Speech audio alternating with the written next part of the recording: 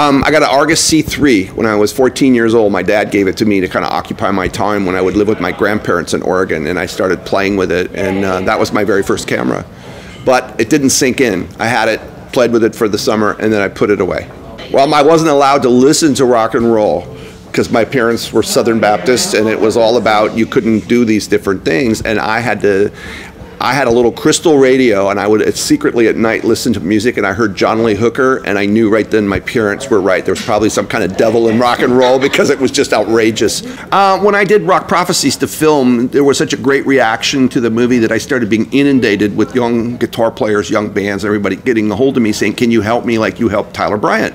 And I thought, well, there's got to be a mechanism or a way. So I went to Fender and Guitar Center, and they both agreed that that was probably a smart idea. They both give me some money to go out, fly to the places, interview the kids, and it's just sort of perpetually growing and growing and growing. So I'm all over the world looking. I mean, I'm talking to people in India, Indonesia, all over the place. They find me, believe it or not. Now they're tracking me down, and I must get 300 a month. I've actually filmed and interviewed 40, but right now there's probably only 25 up there. I'm going to be putting a whole bunch more up there, and I'm shooting a whole bunch more. We hope to have 100 by the end of the year. A friend of mine, Paul Rivera, who's from the Rivera Amp Company, knew Tim Kaiser, and he was trying to pitch a documentary or kind of a reality show on Ronnie Wood.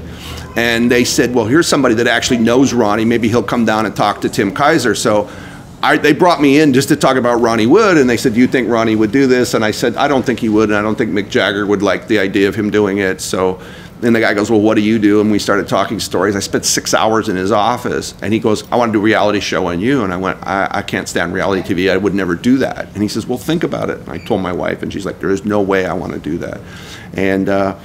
And he kept calling me saying, what would you want to do? And I said, well, maybe a documentary where I could talk about the people that blessed me by allowing me to photograph them.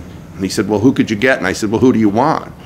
He says, well, who's the hardest guy to get? I said, Jeff Beck. And he said, well, can you get him? I said, he'll be the first one I asked. So I asked Jeff, and he said, oh, I'd love to. And then everybody else we asked, they said, well, who do you have? I said, Jeff Beck. They go, well, I'll do it. So Santana, Billy Gibbons, and we didn't even include all the people we shot. We shot so many people, they just couldn't stick them all in. Summer of '68, well, actually I saw him from a distance when I was a kid, but I actually full-on met him in '68 when he came out with his first solo record with Rod Stewart.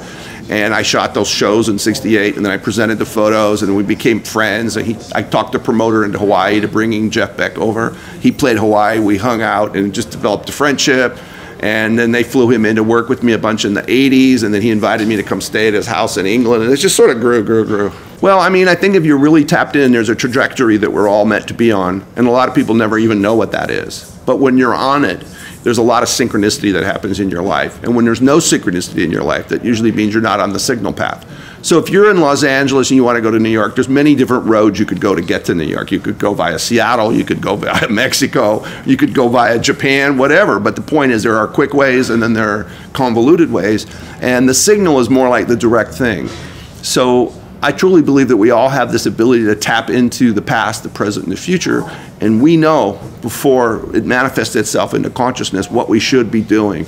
So when I meet young artists, a lot of times I can look in their eyes and know they're on a destiny, that they're not going to change their mind, there is no plan B, and that's what I look for when talent. Sometimes they're not even that good when I find them, but I see this look in their eye, and I know if they're properly polished and they're properly brought along, that will come out. And then you see other people and you just know there's no way this is going to work out. Even though they may be passionate, it's just, there's something missing. Just believe in yourself, and if you think you have a passion, keep working on it. Don't take no for an answer. I mean, it's a very tough business. There's a lot of people trying to do the same thing, but you have got to believe in yourself, and probably making it in the music business is harder than winning the lotto, but yet there are people that do it. And I am a good example. I was the son of missionaries living in Hawaii, and I've met every one of my heroes. I have tracked down anybody I ever wanted to know or meet in my life, whether it be music or art or film, directors, actors. I met Salvador Dali when I was a kid. I went all the way to Spain and knocked on his front door, and I wouldn't leave until he saw me, So it's just belief in yourself, I think that's the best thing.